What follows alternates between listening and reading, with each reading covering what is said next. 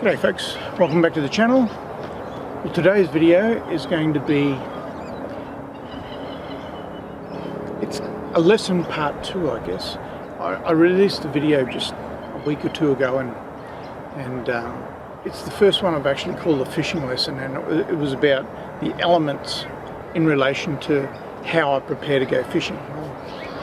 Today I'm going to break down a couple of those elements, put them together and just show you how the elements create an environment where you're more likely to catch fish.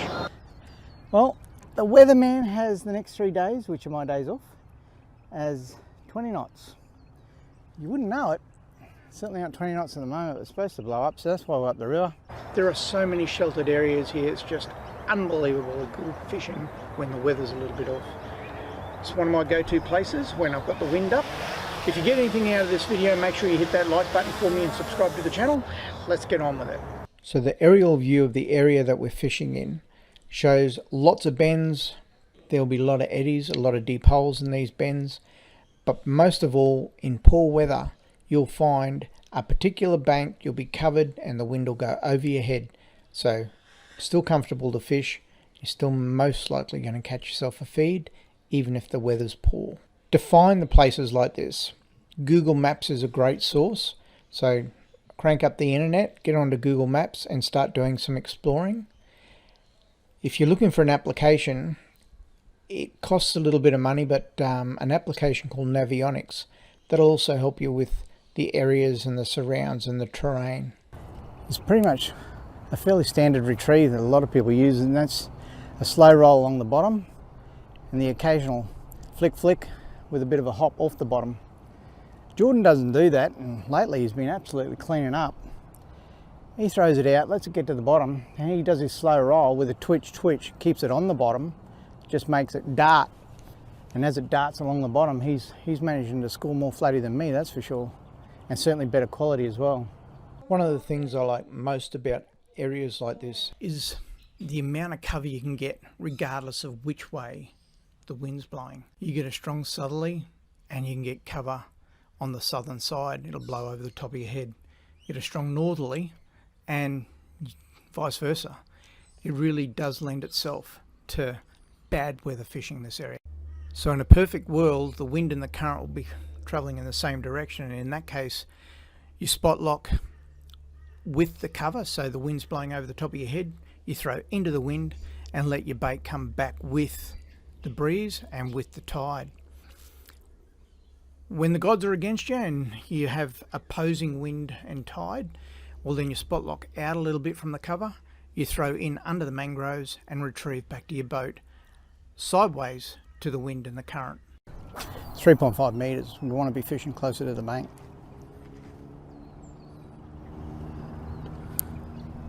Up there it's about 400. It'd be good to be able to pull it along the bank. Yep. Instead of just off it.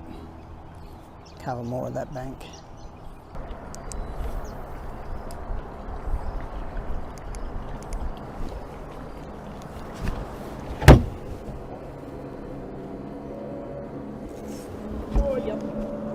Go, you good thing.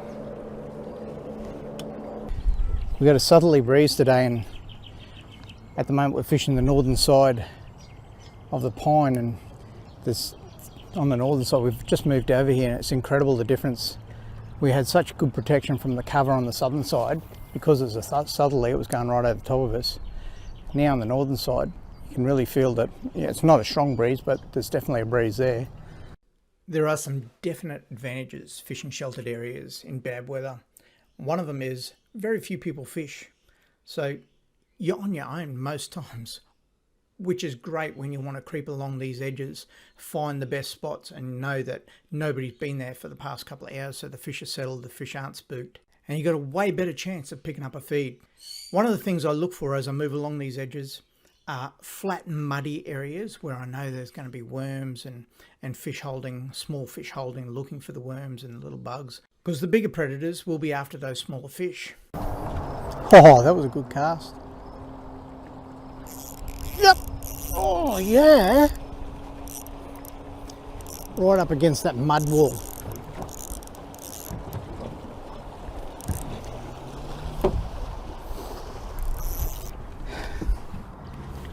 Another spot is fishing underneath the mangroves. So find yourself good shaded cover where the shade is only just over the top of the water line, and you throw or skim your bait up under the mangroves into that area and just let it waft around the mangroves before retrieving it back from that shaded area. There's going to be something in this shade over here. Have a look at that.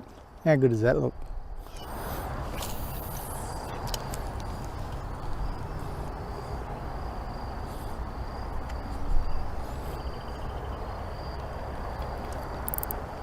Just got a brim touch then. Yeah, I'm on. Oh, it's brim or trevally. I think it's brim.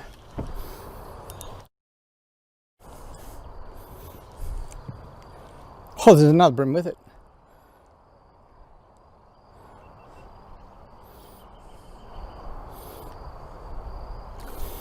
That's not a bad brim. Look at that.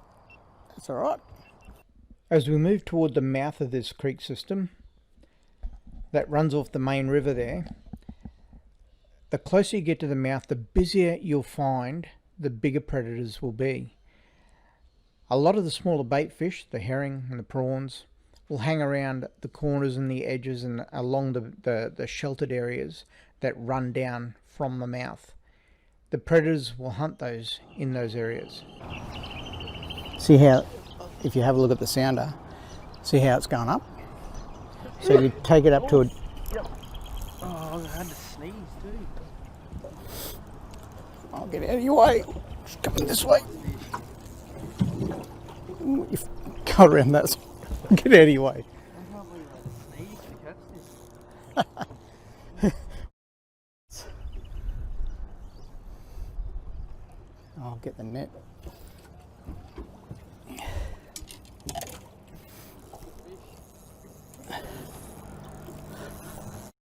It was on a big plastic. I reckon this is a good flatty.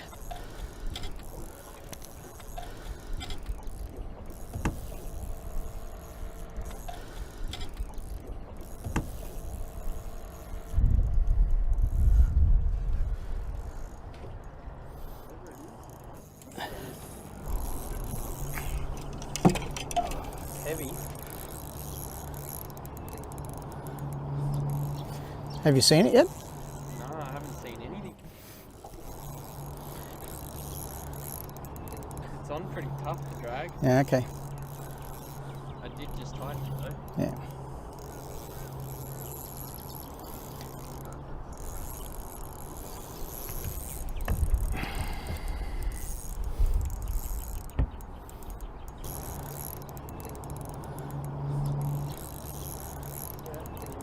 Yeah.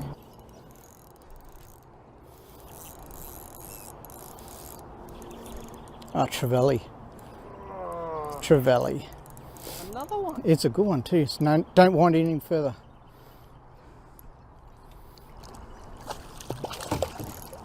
Swim it in if you can. That's a good trev, that one. A very good trev.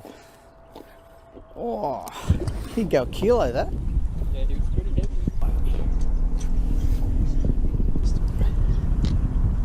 It's Procure Yabby. Saltwater Yabby Nipper. Put a line like that, give it a rub around. Makes it smell yummy. Actually, really does smell yummy. So good I could eat it. Yeah! Right at the boat. It's only a little... Oh, it's a flatty. Oh, it's legal too. Oh. That's 42, 43.